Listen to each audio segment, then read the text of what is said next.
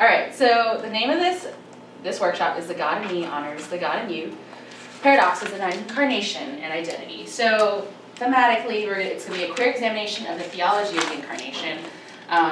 That's going to look at our queer experiences in gender, race, sexuality, but looking to the life and incarnation of Jesus to find insight on that. So, basic outline, like, first we're going to discuss what the context of paradox is in our lives, and then we'll find some examples of the paradox of the incarnation of Jesus specifically, and then personal application at the end. Alright, so this is my bio that I submitted for this, because they asked me for a bio. I mean, like, okay, so basically, like, in, like, plain speak, like, I produce music, an engineer, recording engineer, studied, like, music business at Belmont, and then I also just recently made a film called Huan Dao, which is about, like, a Taiwanese-American, Asian-American bicultural experience where I bike the country of Taiwan. There's a couple people in this room who helped me finish it. Awesome. I like to cook. I don't know, whatever else rhythm stuff there. But like this isn't really important, like in the larger scheme of things, especially with what we're going to talk about today. So, so what is the truth? What is the vulnerable truth about my life, right? So, I became a Christian at age 13, and I didn't grow up in a family of Christians, and like I, for all intents and purposes, basically became a fundamentalist. Like, you know, it's like you become so zealous and passionate, and like, I'm kind of like one of those people that's like, I'm all in on stuff. So, like, I just went all in, as like crazy as you can pretty much get. And I went to like a huge mega church, like non-denominational mega church and stuff. Tracking with me. All right, so so then I went to Belmont, came here to Nashville, grew up in Detroit. And I had an identity crisis, mostly because Belmont's really white. Like, real talk, okay? Like, so white. And like, I thought I knew white people. I thought, like, I knew what it was like to be in, like, a predominantly white community, and which I was. I grew up, like, in a predominantly white suburb of Detroit, but it was, like, on a whole nother level. And so it just caused me to, like, question a lot of the things that I'd understood before. Oh, God. And then I also, kind of, like, near the end of my freshman year, started having a lot of internal conflict. But yeah, so, like, with my identity crisis and my cultural identity, like, am I Chinese? Am I Taiwanese? Am I American? And then, like, what basically, at the end of my freshman year is like, okay, well, I had to, like, come out to myself and be like, okay, so I guess I'm attracted to women when I have spent my entire life exclusively attracted to men. This is actually really funny, because in our discussion today in the plenary session, there was like, okay, what ways has power influenced your desire? And I was like, well, until I was like 18, I was only really into white dudes. So, like, you know, that's kind of like an internalized struggle with power. Yes, definitely. I started being attracted to women, and obviously you can imagine this was like a huge thing, and you know, my faith was the central part of my life. I mean, it still is. I'm not trying to, like, put that in the past tense, but I had to like work through what felt like these two opposing forces, which is my faith versus my sexuality. So, like, how do I process these tensions? I think as humans in general, we find ourselves caught in these in-betweens all the time. And I think that queer people, especially like queer people of color in particular, find themselves drawn to these liminal spaces. So that's like kind of like part of the foundation of how I want to explore things today. So we have all these tensions, right? All these like seemingly opposing forces. And as my friend Amelia put it to me when I came out to her, you have, it's a psychological term. Cognitive dissonance. Thank you. That is the exact phrase I was looking for. Cognitive dissonance. And how do we process that? And I would say that, like, generally in our society today, in our 21st century society, we tend to process it as absurdity. There's these things, all these things opposing each other, and they're absurd. So I want to, like, the concept of existential absurdity, I kind of want to, like, pull this up as an example of the way we tend to process this. So, tend to see of things as seemingly logical, rational, and sensible upon, but then like you look further into all these like things that make sense, and then you're like, this doesn't make sense. It's contradictory. It's false. It's meaningless. Other thesaurus terms, you know. Why do we try so hard when nothing seems to make sense? Example, right? Like, I don't know, like I mentioned, you're going to find out how much of a nerd I am. So, light. If you study the way light works, you're like, oh, light has things about it that makes it like a particle. It acts like a particle. You also study light, and there's things about light. For instance, we could talk about the spectrum. The spectrum like, of colors, right? Which is where light acts like a wave. And so you're like, well, how can light be a particle and a wave? We've approached this through a rational scientific method where we've studied the qualities of both these things, yet they've led us to contradictory outcomes. And that, in some ways, like, the only way we've been able to come up with it in this modern sense is like an absurdist, like, well, that's just how it is. Like, that's the tension.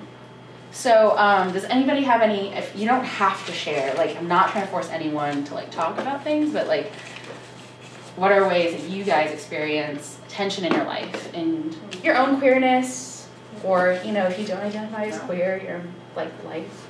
Well, I went through a gender transition, and so I went from being a straight man to a lesbian woman, you know, which in my fundamentalist Christian background was a pretty major, you know, issue.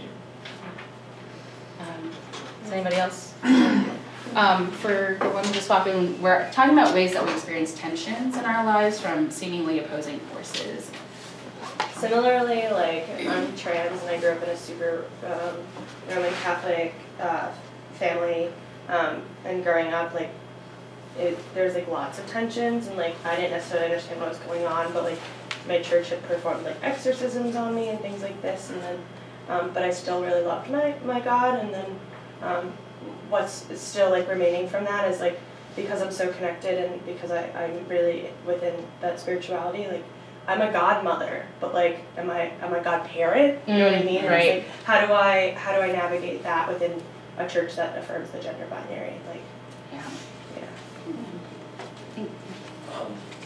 in my process of realization of who I was as a sexual person, as just a gendered person, and all those things, and growing up in the South, I also left the faith tradition that I was raised in and jumped into two completely different faith traditions.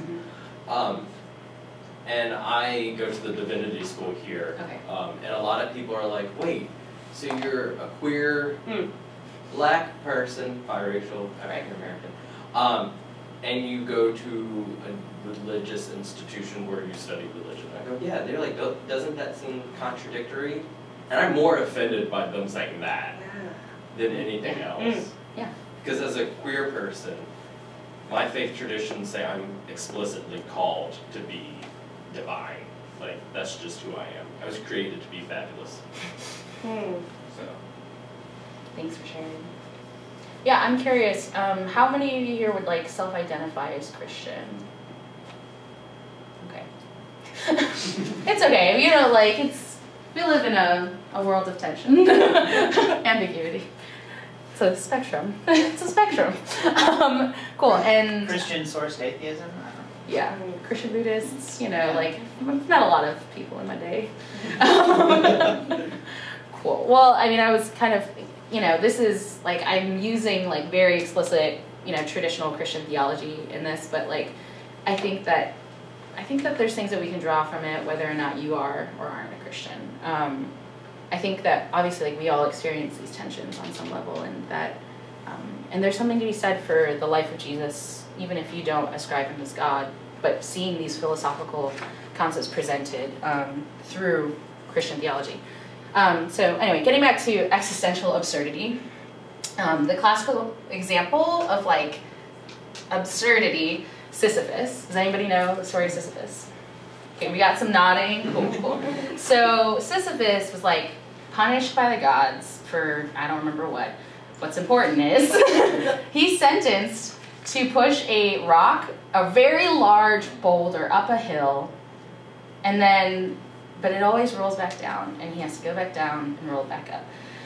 And so he like kind of he exudes the existential hero because like he knows that so much of his stuff is meaningless, but continues to engage in it. And I think it was Camus who wrote like, there's this moment that Sisyphus has as he's watching the rock roll back down the hill, where he can see it all. He can see his own, the meaninglessness of all of his stuff, yet he continues, right?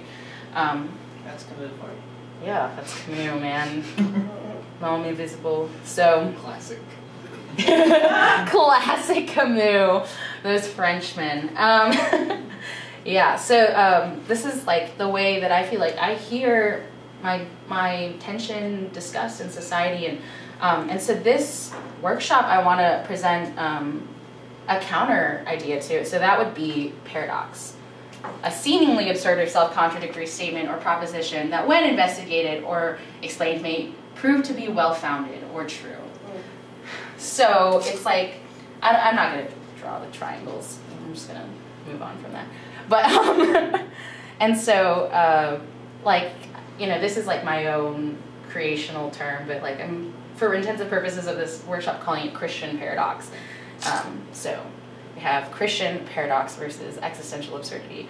So it's a counter in that, and that the Bible talks about things not making sense a lot. For instance, his ways are, God's ways are not like our ways. And the difference between, I would say, in our journey with wrestling with these things is that like an existential view starts in logic and reason and ends in chaos. Whereas a Christian view starts with the fact that things don't make sense and that there's chaos. But instead of relying on your own ability to understand everything, you walk forward in faith for the hope that you know that things may find resolve or hope. And so there's just a resting in different things in that. So the paradoxes that we're going to examine specifically today are in the Incarnation of Christ. So, I mean, like, there's so many examples in the Bible, but, like, I'm nerding out. I love the Incarnation of Jesus. So I'm going to talk about that. So the idea is that Jesus, like, I mean, Christmas just happened. So it's like, if you are in the church, it's like, what is Christmas about? Christmas is about God becoming a little baby, God becoming human, coming to earth, Mary here, angel, Jesus in the womb, haloed in the womb. And so we're just going to go through a couple of these theological concepts. So outlining some of these paradoxes. So the first one I have here is that the king of the universe became a servant. So the verse I'm kind of referencing here is, "For even the Son of Man did not come to be served, but to serve and give his life a ransom for many." And so it's like, well, king of the universe could lord over everyone, demand us all bow at his feet, peasants kind of a deal, but chose to serve and take the low positions, to wash people's dirty feet, to be literal. The next one I have here is the master of death suffered death and subjected himself to it. So let's say that we all are going to die. Reality check. We're all going to die, right? Someday. Hopefully not today. And we have no control over that most of the time. Like, death knocks at your door and takes you away. But Jesus, as God, has complete control over death.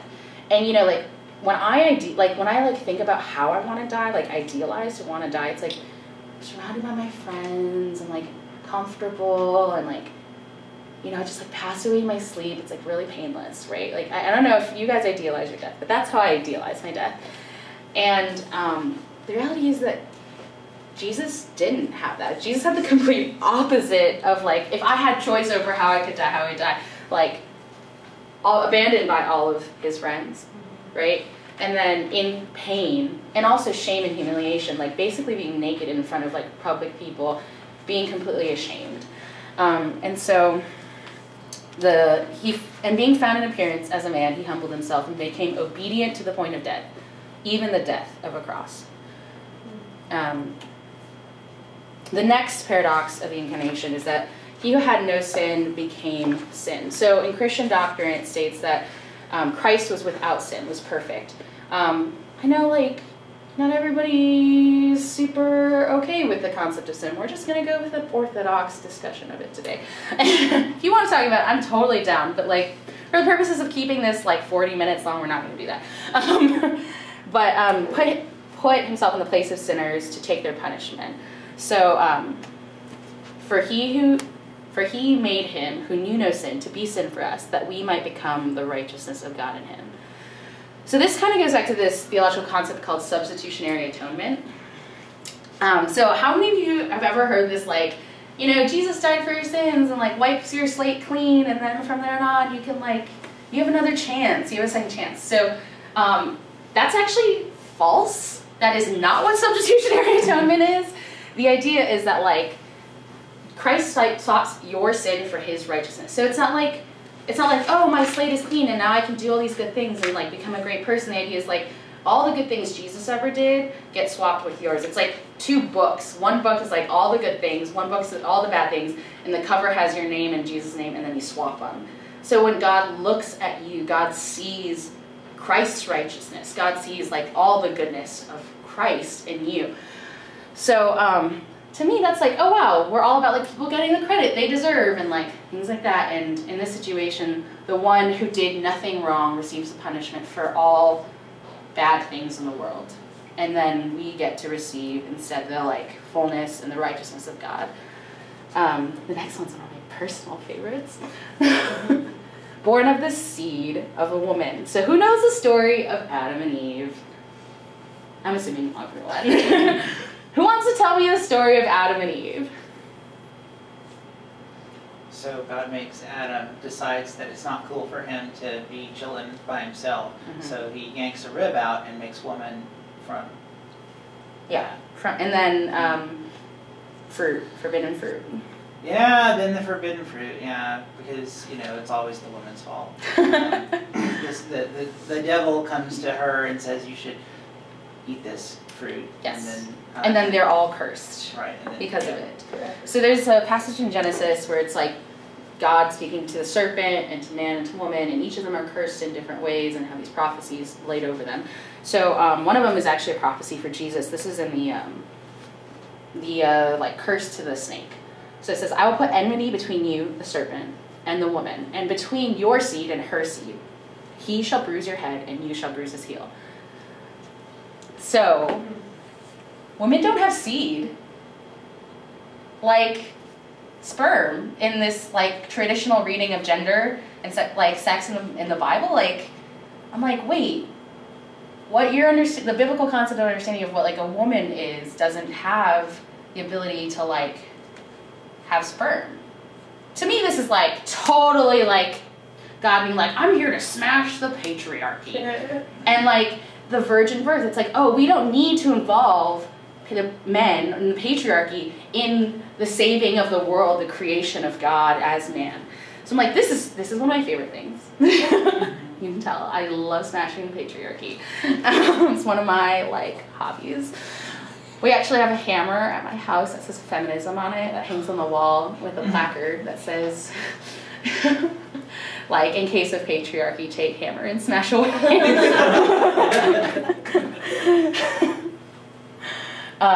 The next one is that the one who is rejected and outcast is the foundation of God's new kingdom. So earlier we talked about queerness in the plenary session, about the origin of turn, even the reappropriation. So queerness is like weird, bad, wrong, strange. And then, like, the community decided, no, like, all these things that you think are bad about us, that make us outcast of society, the otherness, like, no, like, we're proud of it. That's who we are. We want to reappropriate the term by embracing this otherness.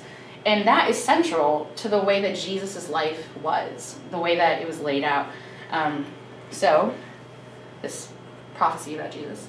The stone which the builders rejected has become the chief cornerstone.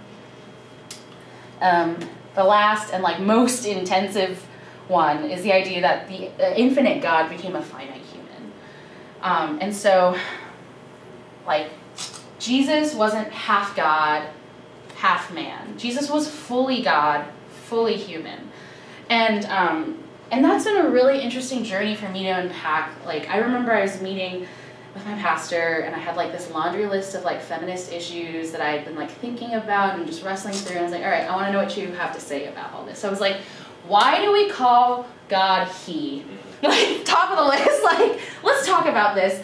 You know, I was like, why do we call God he? God is the perfect balance of masculinity and femininity in a binary understanding of gender. And my pastor goes, wait.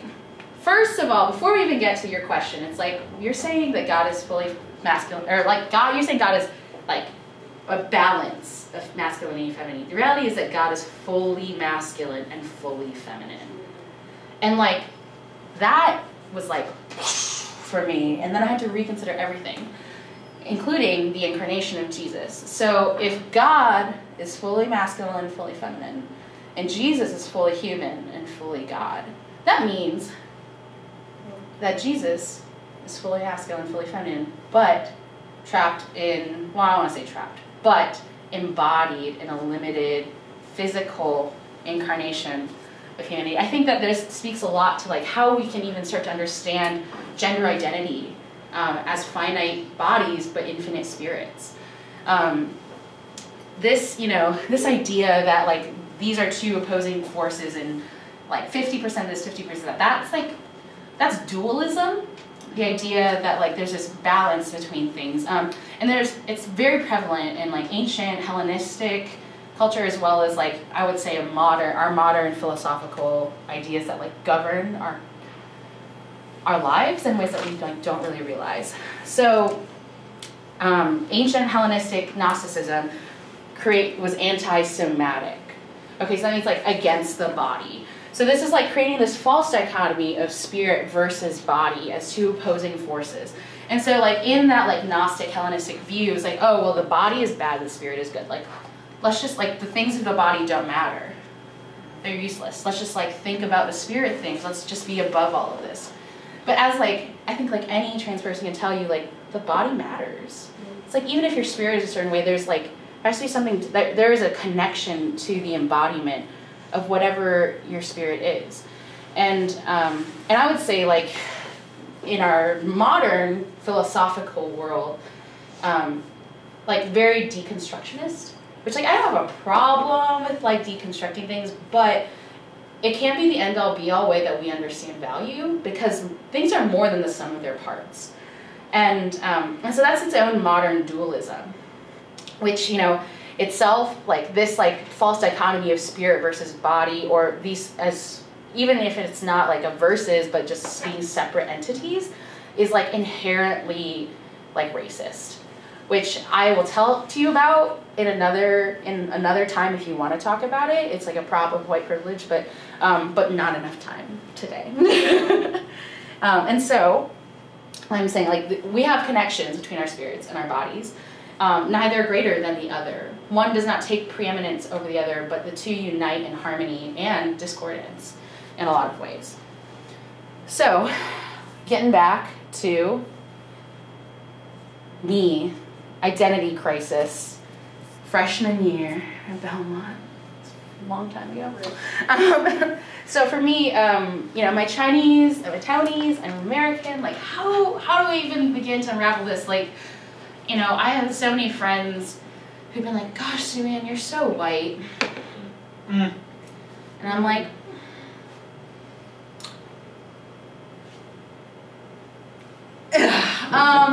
and then I've had friends who've also similarly been like, wow, you're like so Asian, you're like a real Asian. Both of those things, not good, ouch. Both of those things are ouch. And I definitely found that there's this construct when we were discussing like cultural identity and even the concept of race as like a binary, as like here's like whiteness or like Americanism, here is my Taiwanese or Chineseness. The more Taiwanese or Chinese I am, the less American I am. The more American I am, the less Taiwanese or Chinese I am. It took me a really long time to realize I could be fully both. And I wouldn't have been able to do that without the concept of Jesus as being like all these things incarnate, all these paradoxes incarnate. And that was the comfort, that's the heading of this one, it's the comfort of the Incarnation, that like I was able to look to like the author of my, and finisher of my faith, and see that like, oh wow, not only does Jesus like exist in this abstract like way, but like Jesus intimately knows and has dealt with the things that like I'm dealing with, and affirms that those struggles exist and that they're important. There's also, I also mentioned in the description of this, like the concept of the independent self versus the interdependent self. So that kind of goes back to like a deconstructionist view where like we think that the true reality of something is when the thing that we can deconstruct it to the most. And so that has to do with like our identities as well, in that, what's your identity? Like, it's what you are when you're alone, when you're by yourself. That's who you really are, is who you are when you're by yourself. That is like a very Western individualistic view. And the concept of the interdependent self acknowledges the fact that different parts of our personalities in our lives come out in different settings. Like, I might seem more Taiwanese when I'm hanging out with Taiwanese people. I might seem more American when I'm hanging out with American people. But that doesn't mean that like I'm being fake in either situation. That is just like how we expand the concept of an interdependent self as opposed to an independent self. There's dynamic, and there's room to explore that without like this like, I hate the fallacy of like betraying your true self. Because I think we have too narrow an idea of what like the true self really is. The other area that we talked about, the internal conflict about being attracted to men and attracted to women. So to me this is interesting because when I first started becoming attracted to women, I was like, oh my gosh, has it all been a lie? Like, have I really been attracted to men, or was I just internalizing the power structures, internalizing like heteronormativity, and then like, especially as I was hanging out in mostly like in queer spaces where most of my friends are monosexual, there was like not a lot of room for me to talk about the fact that like, yeah, I'm like super into girls, that like I think I'm still attracted to men. And that kind of like, I didn't have a way to talk about that for a really long time until more recently when I was able to say with confidence, like, no, like I saw this on Twitter from Leo Cruz. He's this great bisexual Latino Christian journalist and activist. He said, I'm not bisexuality isn't 50% straight, 50% gay. It's 100% bisexual. So I was like, that is amazing because it helps me to understand this too. It's like people seem to hold up, I mean, it's like bisexual erasure, it happens all the time. She said casually. But like there isn't this like, oh, only attracted to, you know, genders that are not my own, only attracted to genders that are my own. Like these two things are not mutually exclusive. And we don't need to understand them as constructs in a way that is, not that, you know, monosexuality doesn't exist. I think it exists. The other area that I was able to find a lot of comfort is this concept of repression versus restraint. And so for me, like, embracing a queer identity, there was some struggle there. I don't know if for you guys there was, but it was really hard for me to like say those words out loud for a really long time. To acknowledge that this was like an orientation, especially because, especially like, you know, I'm a kind of a mixed bag. Like, if you're like, are you side A or side B? I'm like, somewhere in the middle. Like, and so I kind of like vacillate, you know, between like, I think I shouldn't be with women, or I think it's okay. And whatever that's been though, it's like, I have had to embrace my queer identity, even if I chose not to act on my feelings. And so like my roommate and I were talking about this, because I was like, I'm a fairly restrained person, like I'm abstinent, like restrained, like, but at the same time, it didn't mean that I didn't acknowledge my sexual orientation, my sexual attraction, the fact that I was like a very sexual being. And I think that that's hard, I think, in the way that we set up our society today, especially in like a existential view that like you are what you do. So like, oh, like I've heard this from a lot of bisexuals as well, is like, it's hard for me to prove that I'm actually queer to people when I'm dating a guy from women. Like, or guys who are dating girls, and like people don't think I'm actually queer because like I have to prove it to them constantly. And I just find a lot, I really detest that view, because I think that we're able to hold identities even if we're not like sexually engaging. And so like there's this idea, like, so that's the idea between repression and restraint. Like, I'm not repressed. Like, I totally embrace that I'm a sexual being that is queer and, you know, attracted to women and men. But I live a fairly restrained life. So that's like, to me, that's beautiful. Because, and that's my own decision, like, not putting that on anyone else. Like, everyone, that's between you and your higher power or inner power or whatever you subject yourself to. But that is one way that I've been able to find comfort in the theology of the Incarnation. Because we do not have a high priest who cannot sympathize with our weaknesses, but was in all points tempted as we are, yet without sin. And like, whether, like I said, whether or not you believe sin is a thing or not, or if it's a construct, or like a colonialist construct, or whatever you want to talk about it as, the reality is that like Jesus experienced all the things that we've experienced in his life, and so we can find hope that God sees us. God sees you. God knows you. And God does not run away from the tension and the messiness and the confusion that is in your life. Rather, God is there to walk with you through it. My last point is that when Jesus came in full justice and full mercy. And I think that this applies a lot to not just as individuals, but also as a community that is like very activist. It's like you have this cry for justice. Like, so many things in the world are wrong. We need to right them. The oppressors need to be punished, right? There has to be justice. And then there's also this cry for mercy. It's like, well, why? We can't condemn. We can't condemn everyone. We can't judge them in that way. And how do these, like, there is no, like, how can you have justice and mercy? Only the life of Jesus fully satisfies both. And I think that, like, as activism is inherent to queerness, that, like, this is an important concept for us to, like, embrace, is that there can be full justice and full mercy. So this is the Incarnation. He was in the world, and the world was made through him, and the world did not know him. So we were talking about Jesus as a servant, as like being the king of the world, but a servant. The world did not know him, even though it was made through him. He came to his own, and his own did not receive him.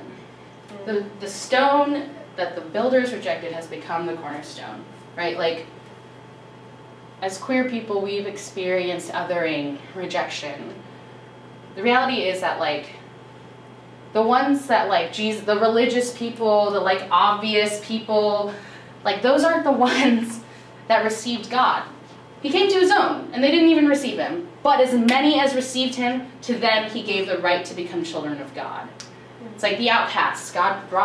Jesus brought the outcasts in and said, no, like, you're mine. I'm here for you.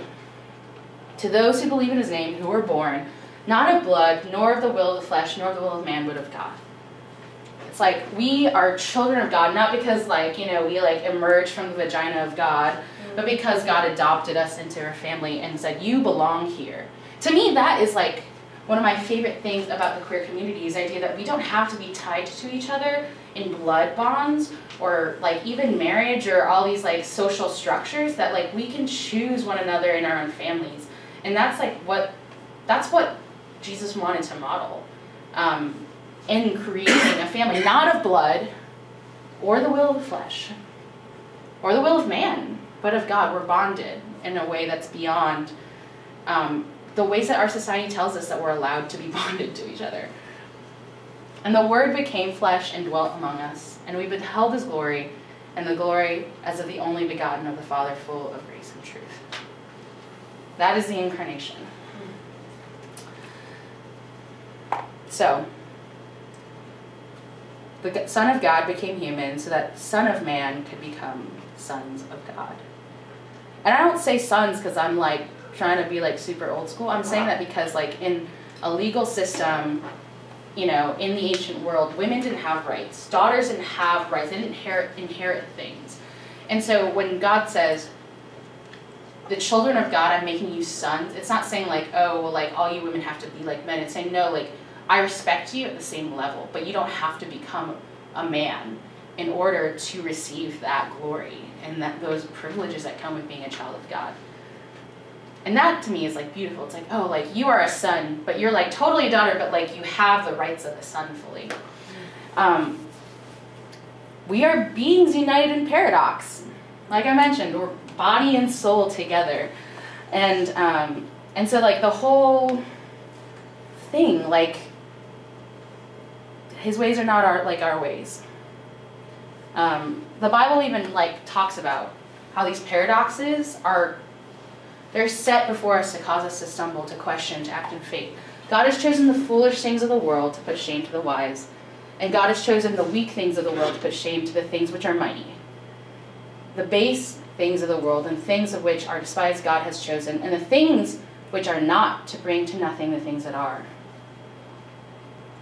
You know, we're constantly rethinking what it means to be wise, what it means to be strong, what it means to be a man, what it means to be a woman, what it means to be gender fluid, non-binary, what it means to be chosen by God.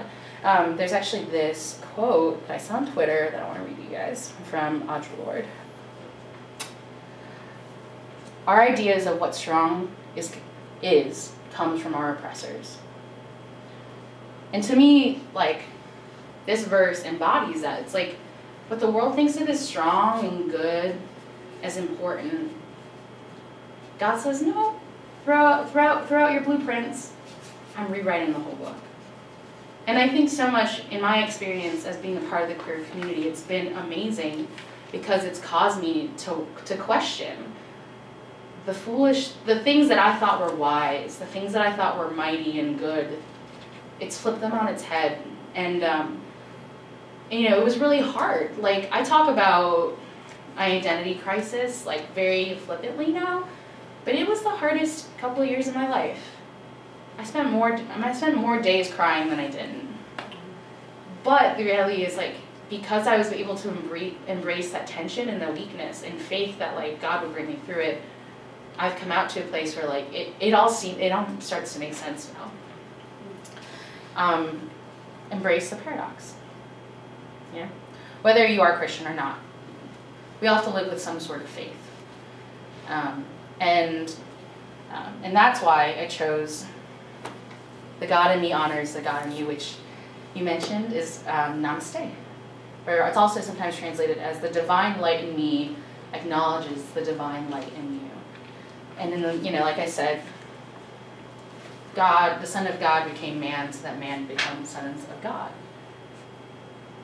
The Spirit, the Holy Spirit, has come down to earth so that we as humans could be with God and had God in us. And I'm thankful because through the life of Jesus, I'm able to honor the tensions in your life as well as deal with my own shit. So, anyway, this is my last thing. It's discussion time. What are ways, I mean, I mentioned this earlier, talking about the theme of paradox in our own lives, but in your own queerness. But now that we've kind of gone through a bunch of points, is there any specifics, any new things that come to mind for you guys?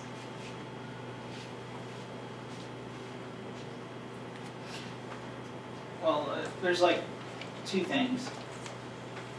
Obviously, I look at my queerness through my filter of dealing with my gender transition.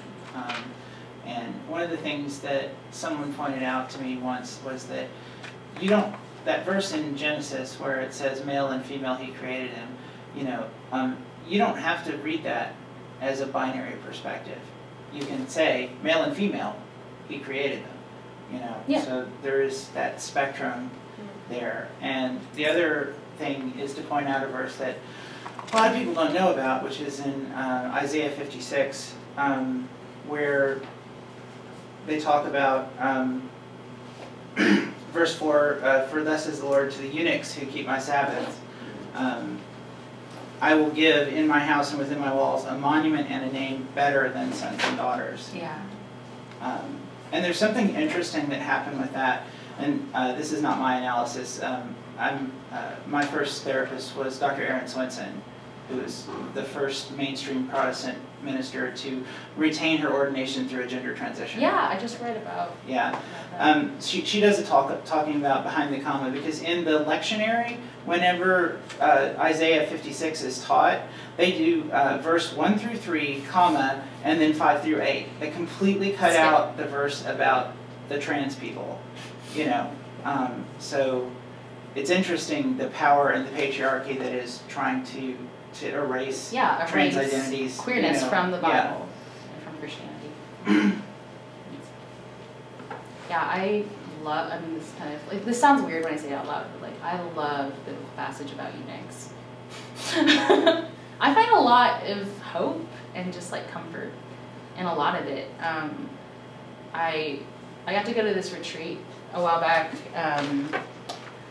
Was like for women of color and social justice with the CCDA, and like there's this amazing like speaker, black womanist named Christina Cleveland, and you know she led this seminar on singleness, and she's like, well, here's the thing, like because we're Christians, like especially most of the room was black women, they're like, you know, because like black men are being like erased from society, like your singleness, you know, is tied specifically to your race, and but there are ways that like we're blessed in that. Like for instance, you're like she said, you're living testament of the resurrection.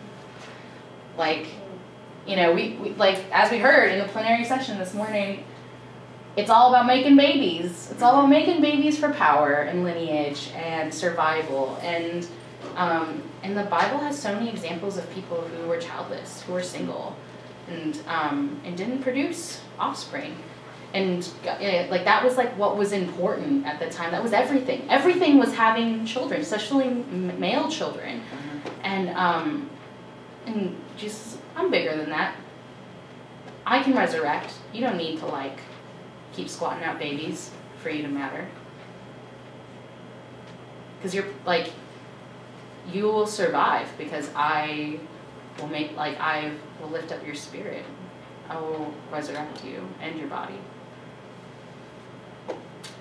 Anybody else? Any other stuff?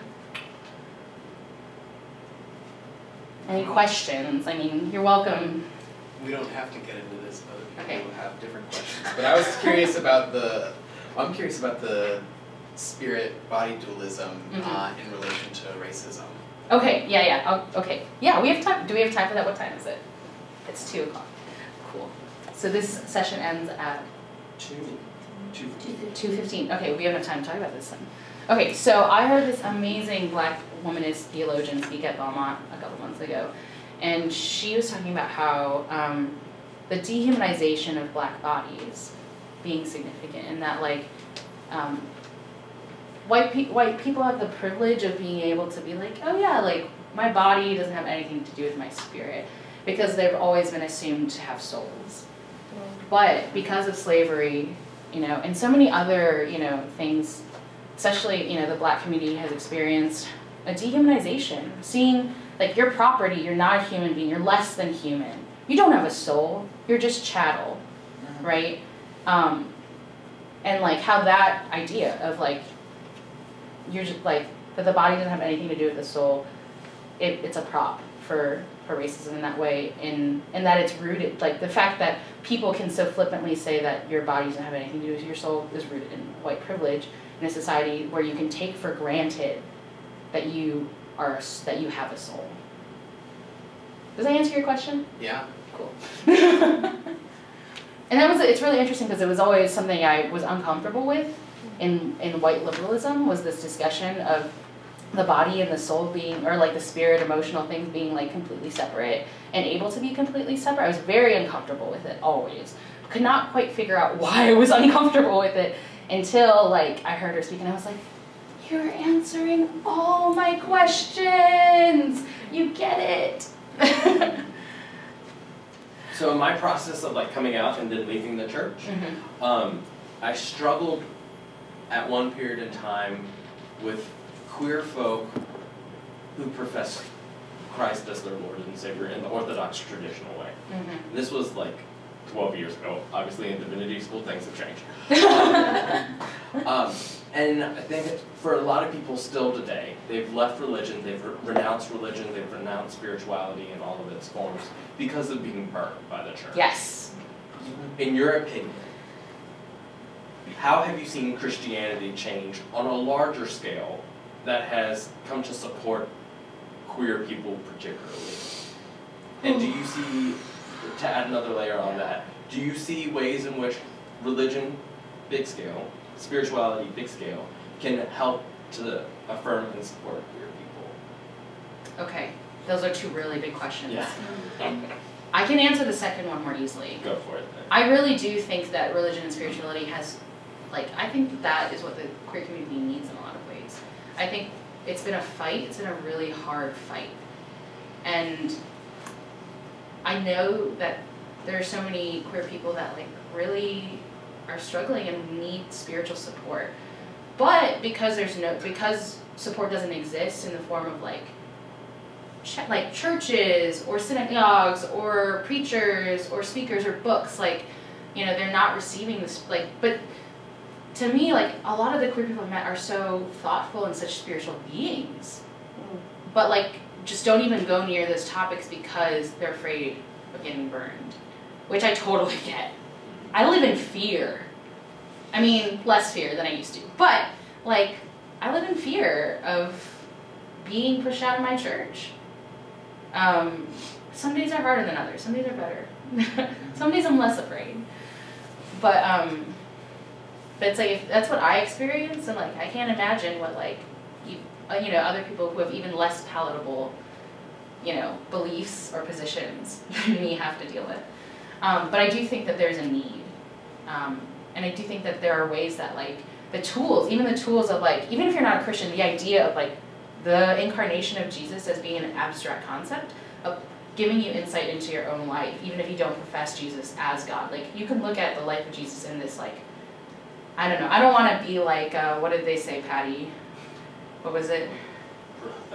Professional Patty. I don't want to get professional Patty about, like, theology, because I think sometimes, like, the schools of theology are really heady and, like, oftentimes don't apply on a personal level. But I think that there is application on a personal level, even if you don't personally profess that faith. Just like I learn a lot from studying existentialism, even though I'm not an existentialist. Like, and lots of other philosophers and, you know, religious traditions. So I do think that there are tools for processing and understanding the aches of the spirit that all queer people experience and need a way to sort out. There's a language for that. There's tools for that. But there's just, we're all real gun shy, you know. For me, it happened that I became a Christian before, you know, I got woke to my queerness. So like, you know, so that happened to be how I processed my queerness, was through the tools I already had. But I know for a lot of queer people that's not the case, or it's just like, you're just so done. You're like, peace out, bye Felicia, like, that you're not ready to deal with anything the Bible has to say, which I understand. It's like, it takes a lot to go back to your oppressor. The first question, how do I see the church getting better? Okay, I am in a really conservative denomination. Not the most conservative. I'm allowed to like pray in public. But like, it's gotten better in, I would say, the more Orthodox conservative world in very small incremental ways. Definitely not in this, it's like, we're not, like, my denomination is not going to ordain a lesbian minister anytime soon. Like, you know, a mainline, like, liberal denomination. I think it's easy to focus on, like, the big jumps in more liberal mainline denominations because it seems like a lot of progress. But a lot of that stuff's been in the pipeline for a long time. Those, like, for instance, like, I'm part of the PCA. And the PCUSA was the first, the Presbyterian Church of America was the first denomination to ordain a lesbian minister. So that's why, that was like, I was directly referring to that. They, last year, they changed in their church book, the definition of marriage as being to two people as opposed to a man and woman. I'm in a denomination that doesn't ordain women. So like the fact that like they're like, you know, they've supported gay marriage for a long time. You know, those people are willing to point to that and say like, oh man, look at this, this is amazing. What really has to change is in the more conservative churches. That's where the progress is is measured in inches, not miles, where we're counting miles in other places. And I think that that's, to me, like, that's where I feel called to like speak and minister and like speak out against and with and partner and to educate. Because it's not easy. Like, I was reading online about like in the issues of like racial diversity. So like the PCUSA is like painfully low black ministers. I want to say, I'm gonna make up a number, okay? Definitely like probably like 3%, somewhere in that range. My denomination, the PCA, like is like less than 1%. And in order for my denomination to get to the same percentage of, which it's a pretty small denomination comparatively to the PCUSA, like it would have to have 100 new black ministers in the pipeline to even get to the percentage that like that other church is. That's a lot. Like I have met in my life like 1 or 2 PCA black ministers, and that's like because I look for them. Like I try and find them. You know, they have hundreds of black ministers. That's because their numbers are way bigger. But I think like, so it's like how do you measure progress, right? Like I think that a lot, like I hate to be that person who says this, but like a lot of the really racist, homophobic people are dying, literally dying, and you know the new leadership is changing hands and are, you know, they're not the same way about it. You know, they still are committed to their beliefs, and I would never ask anyone to like change what they believe. But like, there was no kindness before. There was no attempt at understanding. There was no grace. But we're just reaching a critical point in our society where like that won't be able to continue. So that is my much longer response to your first question. Is that kind of okay? Yeah. I just want to add on to your response that I feel like the change in like the small increments that you were talking about, that comes from more people coming out. It does. Like, especially like in their small families and to their friends. And so that tension between the church and LGBT community changes from, oh no, that's not a part of me, I don't know anybody just like that, to no, that's my son and I don't know what to do. And so we just, yeah, it's a different tension, but it hurts, but it's helpful. I have every reason to run from my church, from my denomination. No one would like blink twice at it. They're like, oh yeah, like a church full of white straight people, like, yeah, I see why you don't want to be there. But the fact is that I care. And to me, like, my calling as a Christian is to educate, is to help them grow in grace through forcing them to have to deal with me. I'm very inconvenient to their worldview. I bring up a lot of things that don't fit into their understanding of society and their lives and even their own heteronormativity. It's like what they were saying in the plenary session. It's like white oppression oppresses white people as well as people of color. Like, we need to free white people from that. And in the same way, like heterosexual people need to be freed from the heteronormative patriarchy as the same as we do. And I see it all the time. I see it in my like, you know, married with 3 children, like Christian housewife friends. Like, they need that part of the gospel. Sometimes more than I do. Anything else? How much time do we have? I have a story that I have 2 minutes. I don't have time to tell the story. It's about Hagar and going back to your professor as a woman of color. So, you know, if you want to, we can hang out and talk about it. But that is the end of the show.